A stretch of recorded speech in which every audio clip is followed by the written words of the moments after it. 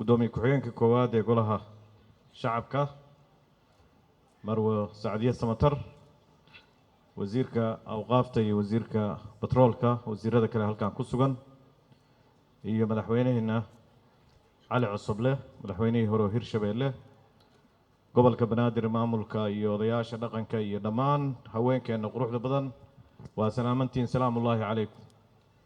marka koowaad waxaan rabnaa inaan ka mahad celinno mudan ra'iisul wasaare ka soo qayb galkaada iyo ku sharfidaada iyo siday kula weyn tahay dadka shuhadada ee qadiyada hadda dalka ka socota ee dawladdu ay ku baaqday hormuudkana u tahay qof kasta wax ku gaaraan iyo gobol kasta oo dhibaato ay ka dhacdo sidaad maaragtay u garab taagan tahay oo aad 24 saac kuwa nool iyo kuwa dhintayba sidaad u garab taagan tahay waa kaaga mahad celinayna midda labaad waxaan rabnaa sababta halkan loogu qabtay munaasabadan inaan xuska shahiid nabadoon cilmi hagar guure iyo shahiidkan kale hibaad cali dasar iyo dadka tirada badan oo kale waan la xusi karin oo qadiyadan u dhintay inaan wax yar ka sheegno oo ah odayaasha dhaqanka ay wasaaradda ka diiwaan gashan ee lafdhabarta ayuu ka mid ahaa nabadoon cilmi hagar allah u naxariiso wasaaradda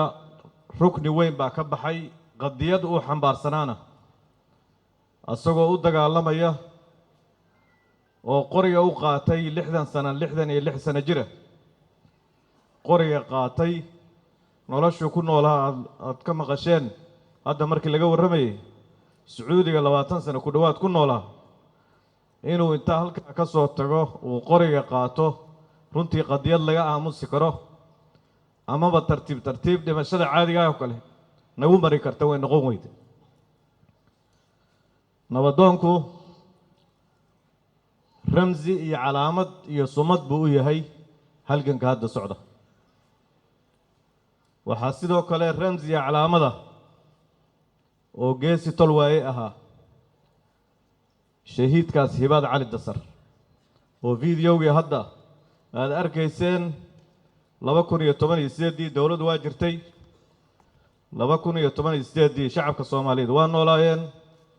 2018 ciidamo waa joogeen markuu qoriga qaaday hiil ma helin laakiin nabadoon cilmi hagar sidiisu ku sharfaya marka asaga iyo raggiisii asaga iyo ninkii ku xigayba dagaalkii bay ku shiideen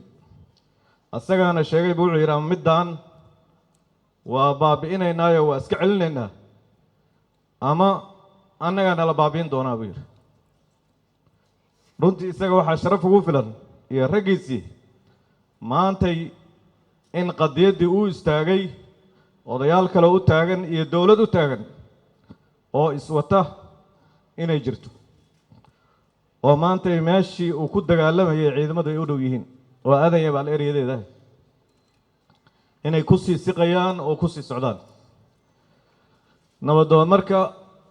wasaaradda arrimaha gudaha odayaashii ka diiwaan gashanaa 320 ku dhawaad baa dhimatay oo la dilay oo shabaab dileen sababta aan u xusayno cilmi hagar waxay tahay qadiyad buu ku dhintay odayaashii kalena qadiyadu way ku dhinteen oo dawlad dhiskay ku dhinteen laakiin dagaal kuma aysan jirin ayagoo xaafadaha ku jira magaalooyinka jooga ayaa la gaaday qaarna baabuurtooda lagu xiray way weyn tahay marka qofka qadiyadda ummadda u dhintaa inuu noqdo qof calaamad waa kuwa hadda SYL iyo hadda dad inta laga xusay taalooyin qaarkood loo sameeyay waxay la mudan yihiin nabadoonka oo ehelkiisa halkaan ay joogaan oo caruurtiisa qaybo ka mid ah ay ku sugan yihiin munaasabadan caruurtii isagu u dhalay oo aan leenahay aabihiin waad jecleedeen inuu noolaadaa laakiin isagaaba sheegayba qadiyadda uu dhimanayo iyo qadiyadda uu halgamay ummadda Soomaaliyeedna saasay u jeceshahay aabihiin bay idinla jeceshaa saa u jecleedeen waayo qadiyad sharaf leh waan la wada dhimanayaa imisaa dhiikar u dhimatay imisaa sukar u dhimatay odayaasha laakiin isagoo asoo qorigiisa xambaarsan ogna inuu dhimanayo ama maaragtay uu ku geeriyoonayo oo ku shahiidayo ayuu u istaagay runtii nimankan khawaarijta marka dul khuwaysiriin maantaan akhrinayay saakay nimankaa waxayba ka soo farcmeenba nin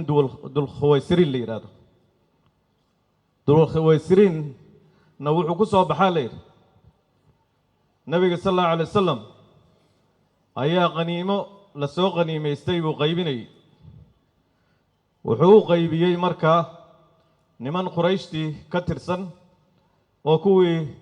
dhibi jiray asxaabta nebiga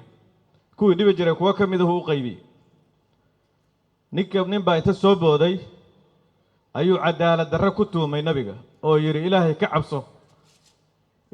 cabso kuwiina dhibi jiray oo ummadda nebiguna wuxuu rabay inuu dadkan soo dumo markaasuu nebigu u jawaabay yidhi ma cadaalad darrad aniga iga cabsanaysaa ninkaas ayaa horta ay ka soo farcameen nebigu marka wuxuu yidhi hadal khatara kan waxaa ka farcami doona wuxuu bilow u yahay kuwa dhib badan oo diinta ku qaraaban doona oo diinta si xun u turjumi doona oo haddaan noolaan lahaa haddaan haleeli lahaa sida qowmu caad loola diriroo kalean ula diriri lahaa 10 jeer camal buu ku soo celiyey kuwaas wuxuu yidhi waa soo baxayaan waa tirtirmayaan waa soo baxayaan waa tirtirmayaan 10 jeer ayuu ku celiyey marka u dambaysa baaqiga ka harana kooxda masiixu dajaal bay ku biiri doonaan buu yidhi niman sidaas marka u soo noolaa oo sidaas nabigu nooga digay way insha allah waxaan rajaynaynaa tirtirankoodii uu nabigu sheegay sallallahu alayhi wasallam mid ka mid ah inay tahay dagaalka halkan lagu hayo tirtirankoodii waana ku socotaa dariiqaas waana dhow yihiin sheekh mukhtaar roobow hadda waa kii sheegay buundooyinkii ay dhisan jireen iyo dhulkii ay deganaan jireen bay maanta iyo ceelasha cabbi jireen ayay gubayaan buundooyinkii bay qarxinayaan marka waxaan rabaa inaan hadalkayga ku soo dhoweeyo munaasabadan ujeedkeedu saasuu ahaa waana wadaynaa waxaan aaminsannahay dagaalku waacidduu lahum ma statactum dagaalka in loo diyaar garoobo oo dadka loo diyaariyo inay muhiim tahay furinta lama wada tegayo furinta ciidanka hubka wataa tegaya laakiin inteenna kale iyo dadkeenna kale waxaana lagaga baahan yahay wixii taakulaha ay u baahan yihiin dhaawaca ka soo gaaraya dadka dhimanaya agoontooda in la daryeelo dhaawaca la daaweeyo taakuladana ciidanka lagu hayo annaga intaas waajibkana saaran waajibkaasna waajib sahlan maaha bulshada Soomaaliyeed 15 sano shabaab la noolaayeen ma aysan dhiiranayn inay ku hadlaan markaan ay dhiiranaanta inay wadaan baan rabnaa munaasabadii la arko in laga hadlaan rabnaa intaasaa waxay tahay wax weyn intaasaa yaan la dhaliilin yaana la yaraysan dadkii Soomaaliyeed oo soo jeestay oo hadlaya oo shabaab ka hadlaya wax sahlan maahan marka odayaasha iyo dad bay la yartahay arrintaani dal iyo dibadba Soomaali dawladuna dibadda haddii aadayso dagaalkan bay taageero u raadinaysaa dagaalkan bay u rabtaa saaxiibo dad caalami ah kula jira dawladaha nagula jira taageero intaas ka badanna waa loo baahan yahay cadow 15 sano aan iska kicin weynana wuu ahaa inaan markaan aan kacnay aan lagu fashilmin oo la gunto oo Soomaali iyo dadan Soomaali ahayn oo nagala qayb galaba arrintaasi muhiim bay tahay marka waxaan rabaa hadalkayga inaan ku soo gunaanado gobolka Banaadir aad baan ugu mahad celinaynaa odayaasha dhaqanka runtii oo wasaaradda wada shaqayn fiican la leena waa u mahad celinaynaa ra'iisul wasaare odayaashan mar gaar ah ayaan keeni doonaa oo ay kula fariisan doonaan odayaasha dawlad dhiskana iyaga waxay u yihiin aasaas iyagana hadda dagaalkana budigu ah oo ku dhimanaya oo dhiigoodii shacabkii ay odayaasha u hayeen horboodaya hor socdo hormuud ah odayaashaas marka tixgelin intoodii kale soo hartayna gaad baa lagu dilayaayo waa 320 ku dhawaad waa anaga hadda sheegaynay odayaashan marka waxay u baahan yihiin dagaalkana diyaar bay u yihiin inay hoggaanka iyo qaybtooda ka ciyaaraan dawladdana waxay uga baahan yihiin xildhibaanada iyo kaliya marka la rabo mooyaane inta kale oo u dhaxaysa labada fatro inta xildhibaanada iyo intaasna in odayaasha hadda halgankaas qayb bay ka yihiin laga warqabo marka waxaan ka ballan qaadnay inaan madaxda aan tusi doono waxaan rabaa hadalkayga inaan ku soo gunaanado inaan u yeero gudoomiye ku-xigeenka koowaad ee golaha shacabka marwa sacdiye samatar oo iyaduna ku soo dhaweyn doonta ra'iisul wasaaraha jamhuuriyadda federaalka Soomaaliya